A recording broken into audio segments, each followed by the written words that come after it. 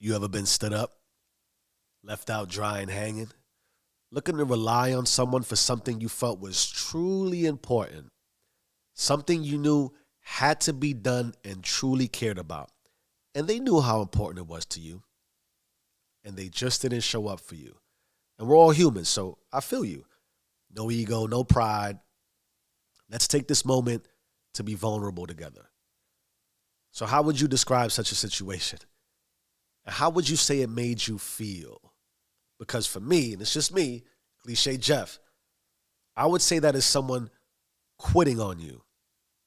And quitting on you, being quit on, almost feels like the deepest form of betrayal, dismissiveness, like not giving a fuck, right?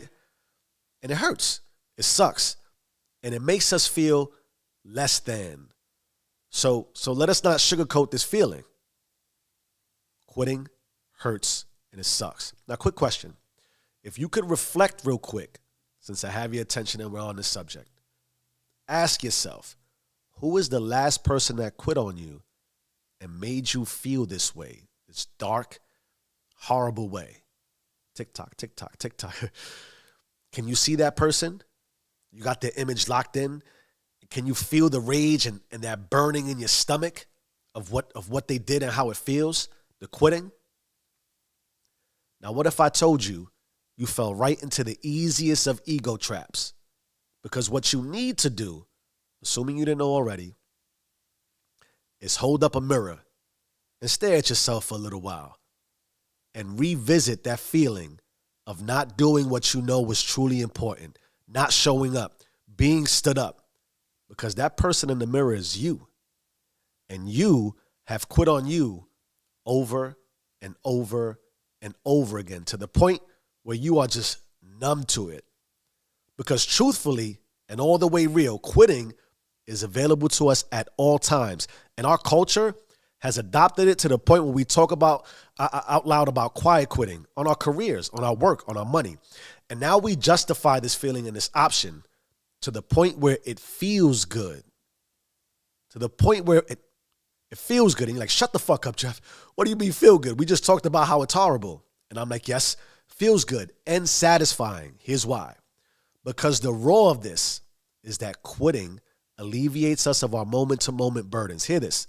For every time you tell yourself, I need to do something different, I need to make a change, I need to walk a different path, you talk yourself into a challenge. And that challenge comes with the acceptance of self-accountability, which dare I say implies self-responsibility. And that, my friend, creates stress. And that stress encapsulates you, makes you feel claustrophobic and like a big weight is thrust upon you. And as soon as you feel that, you release it by quitting.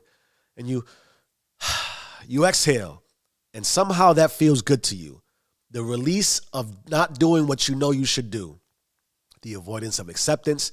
The stagnation of procrastination. Do I, don't I? Do I, don't I? Do I, don't I? I won't. And then the stress of progress is released from your mind.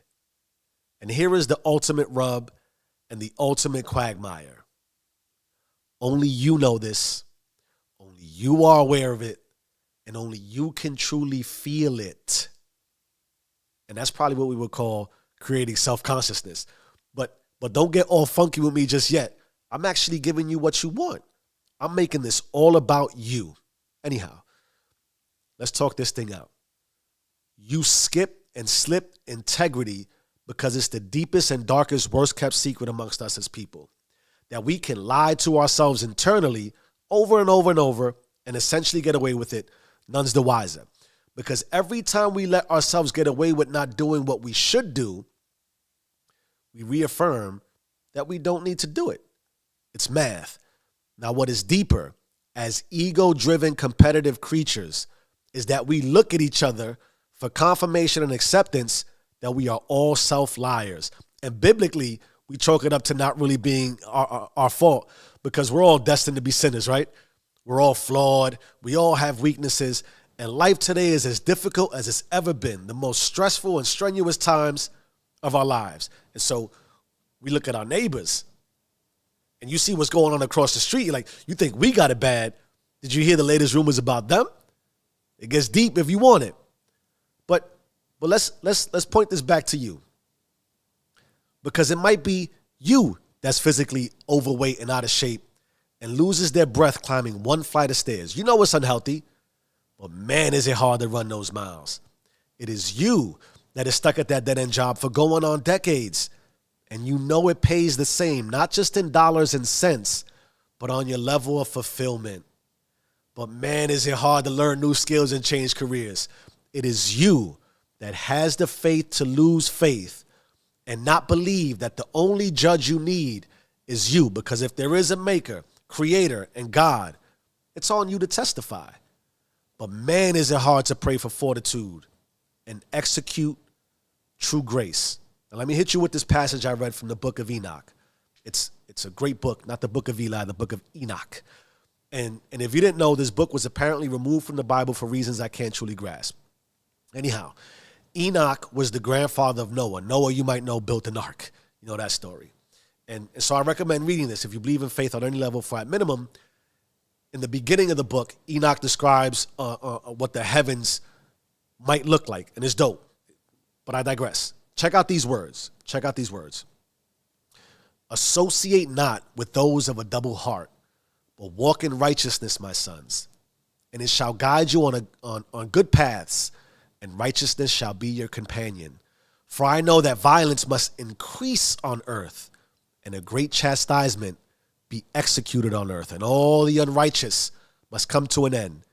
Yea, it shall be cut off from its roots, and its whole structure destroyed, and righteousness shall again be consummated on earth. And the deeds of unrighteousness and of violence and transgression shall prevail in a twofold degree. And when sin and unrighteousness and blasphemy and violence of deeds increase, and apostasy and transgression and uncleanness increase, a great chastisement shall come from heaven upon all these. And the Holy Lord will come forth with wrath and chastisement to execute judgment on earth. In those days, violence shall be cut off from his roots, and the roots of unrighteousness together with deceit, and the idols of the heathen shall be abandoned, and all the temples burned with fire, and they shall remove from them from the whole earth, and they shall be cast into the judgment of fire, and shall perish in wrath and in grievous judgment forever. And the righteous shall arise from their sleep, and wisdom shall arise and be given unto them. Now, if you're still with me and you're letting that propagate and hit your soul, obviously I believe those words to be deep. But I will close with these types of things that are really resonating with me and what I want to share, which is sometimes we associate sin with acts that we know are obvious to be committed, and we know what those are. But if there's anything I truly believe that I am learning and that I hope makes it to you and resonates, are the sins of omission, that we turn away from what we know we should do, whether deemed righteous or not. Excusing ourselves from our responsibilities could equate to the most egregious of sins. For when it's time to testify, if you are asked, what happened? Why didn't you at least try? There will be no more lies left to tell. So don't quit. Don't ever quit on yourself. For at least then you can have the faith to say with a straight face, I tried. Change your mind, change your life. I am who I say I am. Stay rich.